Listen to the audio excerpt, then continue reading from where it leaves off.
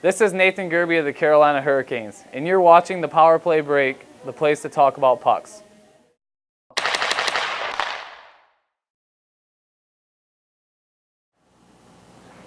Back here on the Power Play Break with Rick Peckham. Rick, let's talk about now. You're going to graduate from Kent State. You're sending tapes out. You're trying to find that first broadcasting job. Yes, sent a lot of tapes out. I had canvassed the International Hockey League, which was active at that point. It was kind of a rung under the American Hockey League, so 2 tiers down from the NHL was the IHL. And I had a couple of prospects in the American League. One was the new franchise, the Maine Mariners, in 1977. And it was run by the Philadelphia Flyers and the Rochester Americans. And the interview in Maine with Gil Stein, who, of course, later would become the infamous president of the National Hockey League, yes. The last president before Gary Bettman became commissioner, didn't go real well. And he was, I could tell this was going to be a difficult situation here. And he basically said, you know what, young man, you've got another interview you say you want to go to. You don't want to take our job right now. You go to that interview. And we got a guy, Mike Emmerich, who's coming here from Port Huron with Bob McCammon, because we're naming him coach.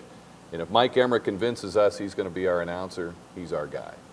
So I said, all right, I'm going to Rochester and go through the interview. And at that point, I mean, the people there were very easy to deal with, and things went very smoothly with the late John Denhammer, who was a big influence in my career. And Mike ends up going to the Maine Mariners, and I take the Rochester Americans job. And working for the Amherst was interesting from the first day that I came to work. They had an infamous goaltender named Jim Pettie, who played briefly for the Boston Bruins. And he would imitate every movement that the Bruins Hall of Fame goalie Jerry Cheevers would. I mean, he smoked cigarettes the same way, you know, same mannerisms, expressions, everything else. I'd work with Jerry years later, and I'd say, you know what, I've seen all this before, because I had Jim Pettie.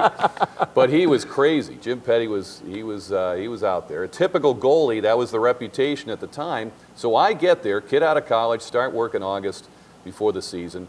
Pettie's the only player there. His nickname's Seaweed, and everybody called him Weed. I had to accompany Weed every night out in Rochester for the first 2 weeks I was there, and I'm like, I don't know. I mean, I've just gone through college life. You'd think I could handle all this. And it was tough. I couldn't keep up with him. How did he hear the name Seaweed? He never combed his hair. Yeah, it was always going in a million directions. Oh, he's the gentleman in George Plimpton's book. That's right. He was George Plimpton's roommate at training camp. Jim Pettie. I mean, he's an absolute character. I mean, he told George Plimpton one time, he said, my mother makes pucks, my sister sells them, and I eat them. That's what he told George Plimpton. And George kind of looked at him like, okay. And his mother's nickname was Kelp. I think the players just gave her that nickname. But anyway, my first week there, I'm still staying at the Ramada Inn down near the airport before I find an apartment. And Don Cherry's in town, and he had played on the greatest teams in the history of the Amherst in the 60s with Al Arbor, Jerry Cheevers, Joe Crozier was the coach. You know, Dick Gamble, a tremendous American League player, all sorts of all-stars and Hall of Famers were part of that team, and then stayed in town. He worked at Kodak and began coaching high school hockey. That's how he started coaching. Then he got the Amherst job, put together a team from almost nothing, and they ended up making the playoffs. The Bruins saw that, hired him. Don Cherry's, you know, he's now on the fast track to stardom. Yeah, exactly. But he would come back to Rochester in the summer with his brother Dick, and they would have a 2-week hockey school, and they'd stayed right at that Ramada Inn. So I had to deliver some baseball tickets to see the Red Wings to him, and you know, I'm kind of meekly knocking on the door, and Mr. Cherry, who is it? It's Rick Peckham. I've got your tickets for the baseball game, and he opens the door. He says, "Come on in, kid, grab a beer." He's got a cooler of beer in there. He and Dick are wearing these pajamas. It looks like the Three Stooges at the beach, you know, striped pajamas and everything, and they're watching cartoons. It's 3 in the afternoon, and so we got a whole day of stories and behind-the-scenes stuff with the Bruins. Just a great experience, and as he got more famous and would write books, come back for book signings. I got to drive him around and so forth. So that kind of really gave me a great start in the American League and a great experience. We had some terrific teams there. Now, you're there. What else were you doing besides just doing the broadcast side? Did they have you doing other stuff too? Like, Kenny Albert told us one time that he had to sell sponsorships. He had to do all this other stuff on top of his duties. Yes, I mean, it was an operation. In those days, a minor league hockey team, you might have 5 employees in the office. You know, you'd have the general manager, the secretary, the bookkeeper, broadcaster / PR guy, and he also had to sell in the summer. So you're putting 70, 80-hour weeks in during the season with all the traveling and the PR duties, and you're typing the press notes on the old IBM Selectric. There's no computers, obviously. And then you're working 40 hours a week in the summer, selling ads, and I had no experience doing that. I'd never put together a program, which was a big deal back then. That's what you really had to sell at the games. Write the stories, I could handle that, the stats work and so forth, but it was just a mammoth job for me right off the bat. And I remember even learning the league. I didn't really have much of a base of knowledge, and you talk about making mistakes and learning from them. I had a game in Nova Scotia. It was the Nova Scotia Voyageurs playing the Amherst, and I just kept messing up name after name on Nova Scotia's team. And I just remember I was waiting for a cue to come back from break, and I just don't know these guys. Why don't I know these guys?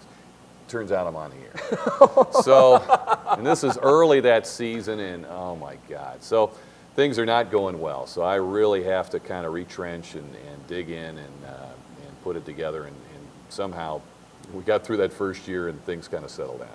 Now you're there, and they've had moderate success when you're there, but Mike Keenan arrives. Yes. And what was that like to have Iron Mike show up early in his heyday of coaching? We had a great time.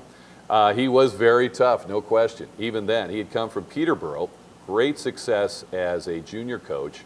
I think the Memorial Cup Finals the year before had Mike Keenan coaching Peterborough, Brian Murray was coaching Regina, and Doug Carpenter won the Memorial Cup with Dale Howardchuck in Cornwall. Okay. So they all come to the American League the next year. Mike was great. We had a terrific time.